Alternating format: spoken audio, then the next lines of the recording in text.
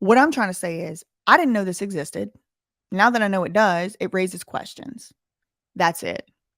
That's all I'm trying to say. I didn't know this existed. Now that I know it does, it raises questions. That's it. That's my whole premise of this video.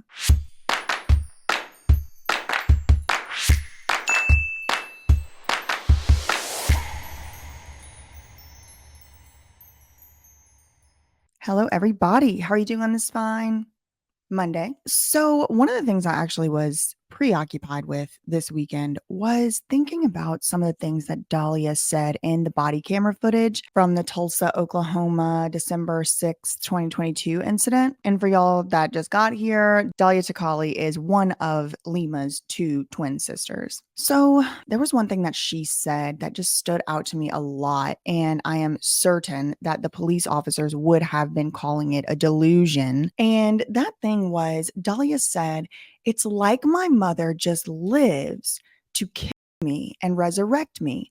Kill me, resurrect me, kill me, resurrect me, kill me, resurrect me." And she has all of her devices set up. She made this place is like set up like a production house.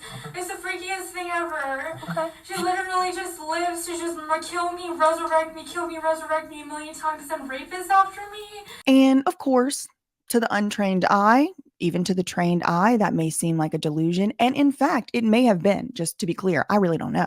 But I've been preoccupied the last couple days with what even is a delusion and what categories or markers a delusion has to have to make it a delusion versus, for example, a religious belief. You know what I mean? Like, let's say there's a really, really small religion that only, I don't know, 1,000 people practice or something like that. And we've never heard of that religion, but in that religion, they do stuff that we would think is delusional. They, make goat sacrifices to the sun god. I would say that's delusional. You know what I mean? So what is a delusion? Like, what does it mean? You know what? Like, I don't know. What's the difference between faith and a delusion? You know what I mean? Well, I have proof of God. Okay, maybe you do, but maybe these people you say have delusions have proof of what they talking about too. You know what I mean? Like, I really don't know. I don't want to take a strong stance on one side or the other. I'm very in the middle with it, which is why I'm having such a hard time processing through what it really means. Like, I think it would be a lot more helpful if we had some strong definitions of things, but that's neither here nor there. It's not the purpose of today's video. The purpose of today's video is a complete side trail, complete tangent on all of this stuff. And I just wanted to point to a little bit of evidence that actually makes a lot more sense than a random delusion. And that has to do with virtual reality death simulators. Okay, so I guess I should say also, as y'all know, as I told y'all earlier this weekend, I was watching back through Amanda Rabb's soft white underbelly interviews. And one thing that Amanda Rabb kept saying was that she was certain she was going to be electrocuted to death. She was going to die. And when Mark even told her, Mark Leta from Soft White Underbelly even said it in one of her interviews, he's like, well, there's some centers right around here, some rehabs and treatment centers or whatever. I'll put the clip in if I can find it. But he basically is trying to, in the video, ask Amanda if she would voluntarily go to a treatment center. Amanda said, no, I'm going to die tomorrow. So. Okay, so Amanda, if I wanted to walk you over to one of the mental health facilities here? No, I'm going to get killed today or tomorrow. So I want to be out enjoying, crack and just being out.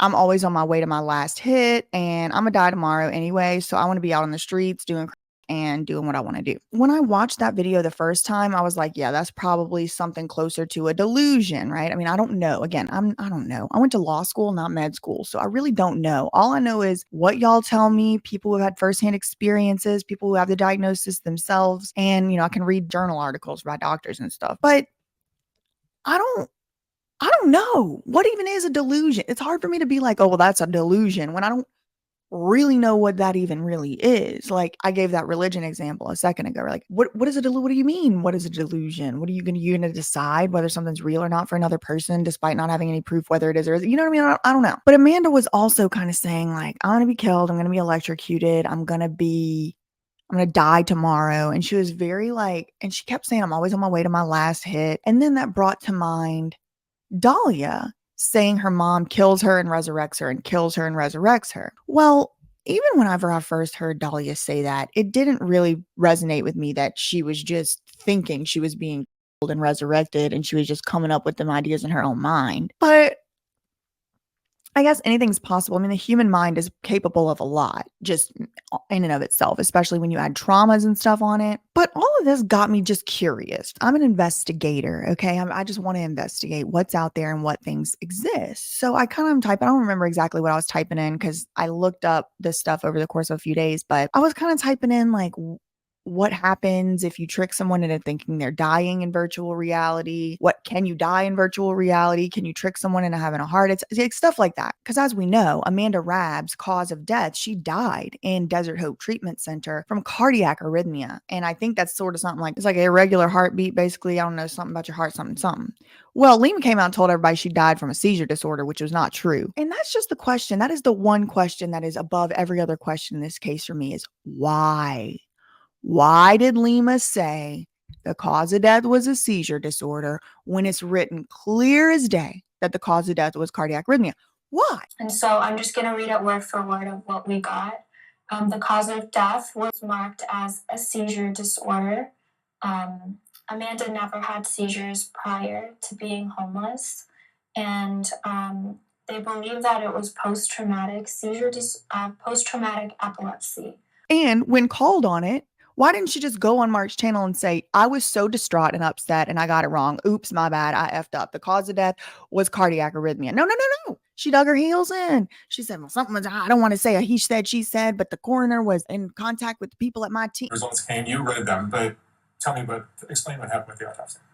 Yeah, well, the problems actually stemmed before that. They were making all these conspiracies. Well, first off, it took how many months for them to Clark County to get the autopsy?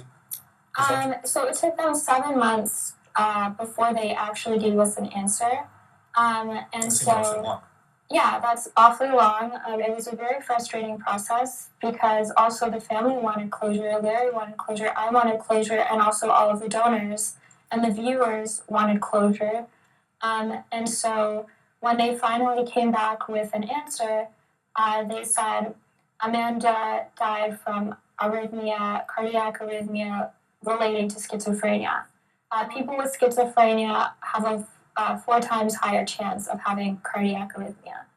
And so then we responded with, Amanda didn't have schizophrenia. Did you get her medical records from the treatment center she passed away at?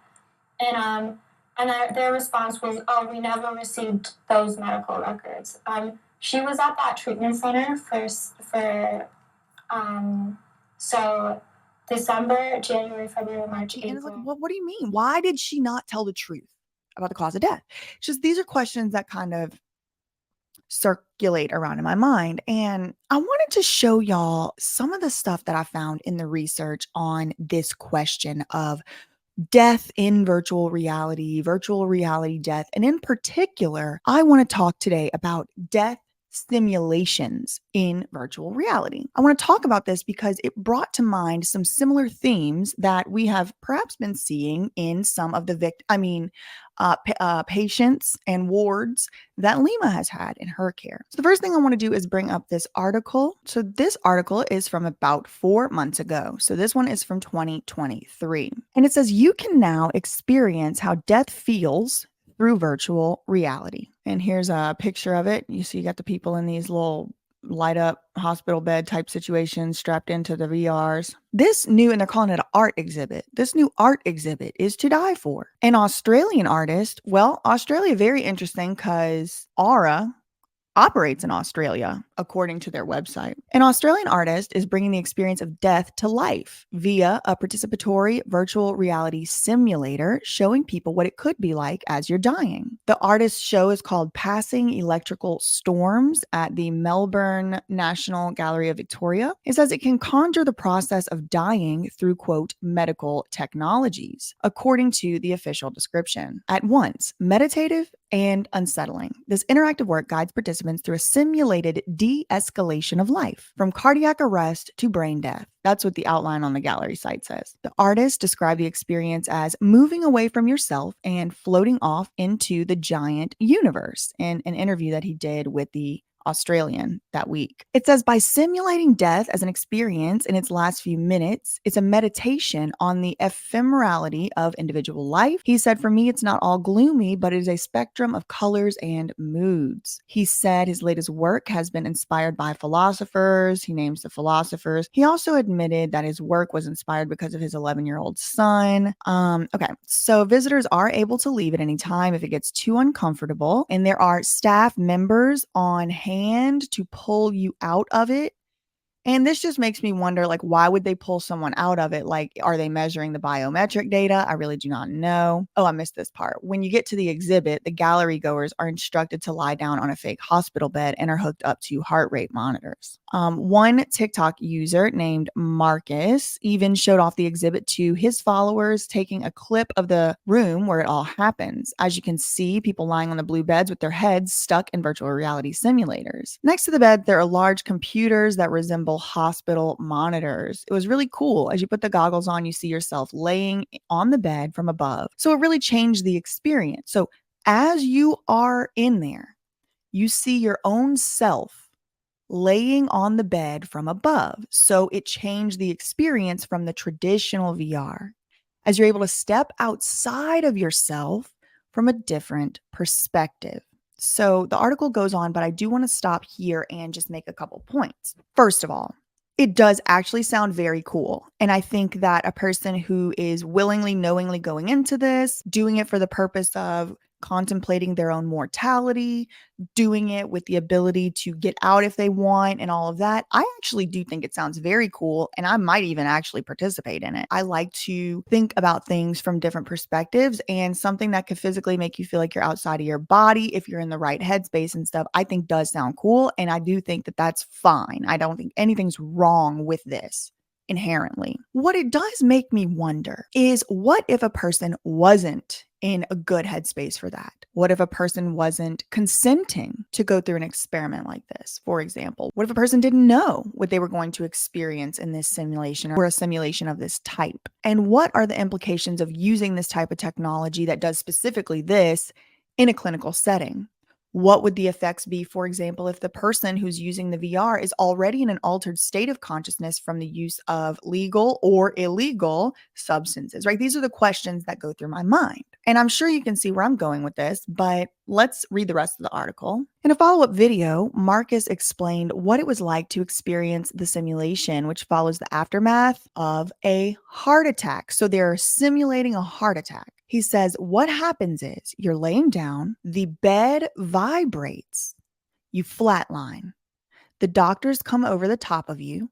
You can see yourself in the goggles, and they try to revive you. This place is like set up like a production house. It's the freakiest thing ever. She literally just lives to just kill me, resurrect me a million times. It doesn't work. Then you float up past some into space, and yeah, it keeps going, but I won't spoil it all. He told the Post that after going into the virtual reality exhibit, he did ponder a lot more about the afterlife. It does make you contemplate what happens after death. It also gives you a sense of the scale of the universes within and outside of our bodies. If anything, it makes you marvel at the possibility of life in the first place. He added that he understood why some people thought it could cause anxiety and panic. Oh my God! What the fuck? Oh! Oh my God! I made it. And agreed that the simulation borderlines those feelings when you're in there. When they put the heart rate monitor on your finger and tell you to raise your hand if you want to quit, it does give you a slight sense of anxiety about what's to come. During the initial flatline and being revived by the doctors and nurses, so you flatline in the VR, you flatline on the hospital bed, and then doctors and nurses in the VR are trying to revive you. The bed is shaking and you die in the VR. Like, you don't die, I guess, because this guy lived to tell the tale. But you know what I mean? Like, the doctors come around and you're looking up at the doctors. Kill me, resurrect me a million times. Marcus revealed he was slightly overwhelmed after coming out of the virtual reality, but he was overall amazed by Gladwell's art. His brand, Homie, a streetwear label combating youth homelessness, is also featured in the Fashion Now section of the whole exhibition at the gallery, which features 200 Victoria-based Okay. So I found that article and, that was slightly informative. But then I found another article and this one comes to us from NPR and it's from 2018 and it says virtual reality helps hospice workers see life and death through a patient's eyes. So this one's from 2018 and this is a company called Embodied Labs and NPR is reporting on it. And then it says you wait in the sterile purgatory of your oncologist's office between your spouse and your daughter for the doctor to give you the verdict on your latest scans. I'm afraid it's not good news, she says quietly, hands clasped. Your lung cancer has grown despite your recent chemotherapy. Surgery and chemo and other treatments, she tells you, will likely only make you sicker. How long? Asks your spouse. 4 to 6 months, the doctor answers. Okay, so then you see a picture, a still frame from this virtual reality simulation. And I wanted to show y'all this one as opposed to another article I found because I did find one other. And I'll put up a picture of the other one I found. I don't have it right on hand, but I'll put up a picture here. It looks like really lo-fi. It kind of looks like virtual reality hell that we were shown on Amanda's virtual reality goggles. It's kind of like, okay, I feel like I'm in a video game. But this picture right here, that looks very realistic. And they're talking about your spouse being in there. You know what I mean? Like, look, researchers discovered virtual reality simulations can make you more empathetic to people. So there's all this research going on in it. The UN has created VR films. Stanford's Virtual Human Interaction Lab did a homelessness project. So all that happened. And then there's actually a video right here at the top of the article y'all see. Look. I'm not going to play it from here. I'm going to play it in a different way. But you can see there's like a video that has the simulation. It starts out like this. So this looks very realistic. Imagine you're in VR and this is like, again, this is like 5 years ago. This is 2018. This is 5 years ago. So technology, I'm sure, has advanced in 5 years. But I wanted to watch this video on YouTube. And so I went and I clicked on the watch on YouTube thing. But then later on, I wanted to find it again. And I searched Embodied Labs YouTube page. It's not on their videos. You see, they only have 6 videos. You have to actually go to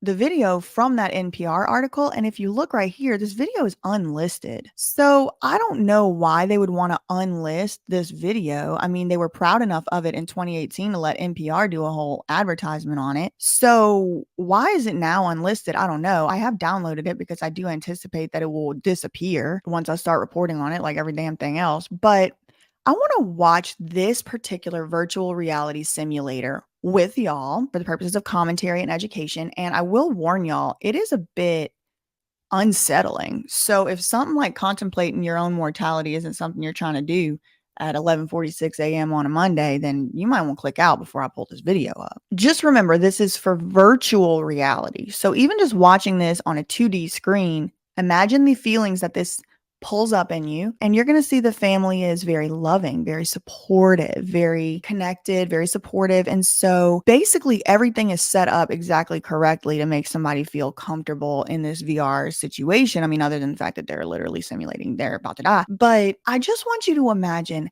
how this technology could be being used in ways that make it a little more destructive, that maybe would possibly, this is just a thought exercise. It's not any type of allegation. It's not any type of even speculation. Just a thought exercise about the broader use of AI and VR avatars and all of that. Just imagine while you're watching this video, how this particular technology that's 5 years old at this point. I mean, we're 5 years beyond this. Y'all know what can happen. Light years of advancements can happen in 5 years. So imagine how this technology might be able to make a person think that they're being killed and resurrected. For example, just for example, it's about 1.5 minutes long. This is something we ask everyone. Have you told him that it's all right for him to go? Yes, I did. It's okay, honey. You've got First of all, just to lighten the mood a little bit, I really like that quilt, that crocheted quilt back there. It's very cute. But look how realistic this looks like actors. This looks like human beings in the room with you. It doesn't look like video game characters. I just want to point that out. your girls here. The moving breeze, it starts for the blue ocean. Mr. Crowder, I'm just gonna adjust this. Strength. Here you go. I stand and watch her until, at length, she hangs like a speck of white cloud, just where. So we got somebody reading a poem. We got a nurse or someone adjusting some tubes and things. The family's all standing around. I don't know what the person's reading. Maybe that is a religious text of some sort I'm unfamiliar with, but you see what I mean? It's like a hospice death simulator. The sea and sky come to mingle with each other. Then someone at my side says, "There she is gone." It is horrendously emotional. Like, I ain't even scared to die. I already know what happens after death. I already know. But imagine being completely cut off with your body's senses and they're all just being fed VR. Like, even just watching this video of people I've never met is giving me this type of emotional response. And I know for sure that some of y'all are going to have the same response. I will link this video in the description box below if y'all want to go watch it in full without my commentary, but it is unlisted. So the way you would have to get to it is through the NPR article. But I mean, this is, like I said, it's sweet. It's nice because they have I'm assuming like the granddaughter or the daughter here reading a book. Ugh, I'm too emotional for this world. There's too much going wrong out here, but it's sweet. It's a sweet, nice way. And I haven't even watched the whole video. I started watching. I was like, I wasn't even planning on making a video today. I was just planning on researching today. But when I saw this, I was like, I need emotional support. Gone where? Sometimes they wait until everyone leaves. Gone from my sight. That is all.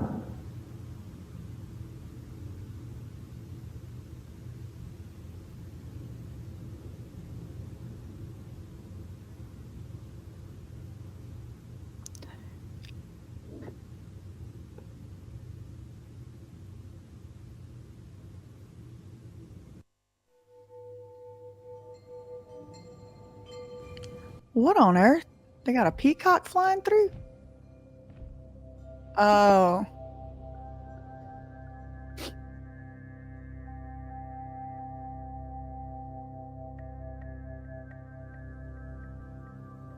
So that's it?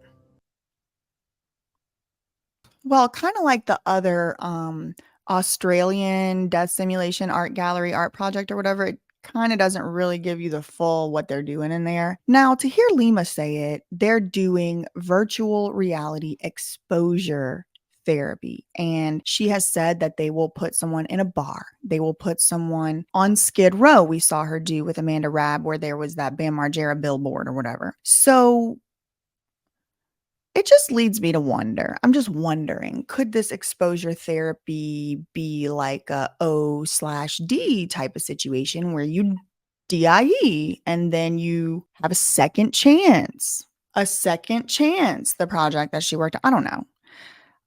I don't know if Aura is doing death simulations, okay? What I do know for sure, Dahlia accused her mom of killing her and resurrecting her. Her and resurrecting her. And either Dahlia has created a delusion in her mind of being killed and resurrected, or maybe the delusion was put into her mind from, I don't know, perhaps like some very advanced virtual reality that's been out since at least 5 years ago. I know Amanda Rabb was very certain she was going to die the next day after this interview I watched. Do I know for sure what Aura even the hell is? No. I mean, Bam told me that one eye was a kitty cat and the other eye was a T-Rex, which is not a death simulation. So I'm not saying that Aura is doing death simulations, but what I am saying is it wouldn't surprise me if they were, because if you think about it, what is the premise of those scared straight programs? Scaring the shit out of you, making you scared that you're going to die, making you scared that you're going to lose your freedom, or making you scared you're going to lose your loved one or whatever. Like, there is this sort of like retributive, scared straight aspect within the criminal justice system, which is where Lima began with The Last Star and then moved on, of course, to conservatorship or jail, which would imply that she's working with people who are committing some type of crime. I don't know if Aura is doing death simulations or not. What I do know is I didn't know that these death simulations were just out here available to the public to just try for fun as early as 2016, it looks like. which incidentally is the same exact year Lima came on the scene and started doing these speeches and stuff, but that could just be a coincidence. What I am wondering, and that's all I want to do on this channel, is be able to wonder about stuff and just ask the question. The question being, is it possible that Dahlia saying that her mother was killing her and resurrecting her and killing her and resurrecting her was maybe something that is completely scientifically possible and has been technologically possible, available to the public for at least 5 years? Or is it more likely that she just invented a scenario that she's being killed and resurrected? I really don't know the answer to that. And that's why I make these videos. I want y'all to tell me what you really think is really going on, because at the end of the day, I've never used R. I don't know what it is. I don't know what it is. I do know that it uses exposure therapy. I do know that it's supposed to be helping people with substance use and whatever disorders. And I do know that it is designed to trigger a patient. So could it be that the technology is something like that? I don't know. I have no idea, but I didn't know this technology existed. And after watching that 2D video version of the death simulator and imagining being in something like that for an extended period of time, and then superimpose on top of that my actual family members in that virtual reality room with me, and then superimpose on top of that the bed is shaking and I'm getting revived and having a heart attack and flatlining, like I can't imagine how that wouldn't trigger some type of heart attack. If you're not fully up to good health, mentally, physically, otherwise, or if you didn't consent to that, or if it's being done to you repeatedly, or if the things in there are like monsters or scary people or something. I mean, I don't know. I do know that I did try to use a VR headset a few years ago, the Oculus, and the only games available were like war games with guns and fighting and blood and people dying. It was like literally being in a war zone. Like, I don't want anything to do with that because it's overwhelming. It puts cortisol levels through the roof. It makes you messed up. You don't have to be a doctor to know that. Go ahead and put one out. I was going to say, go ahead and put one of them on your head and play a video game, but don't, because I don't think it's good for you. I think it messes you up. I don't think we're supposed to be looking at stuff like that.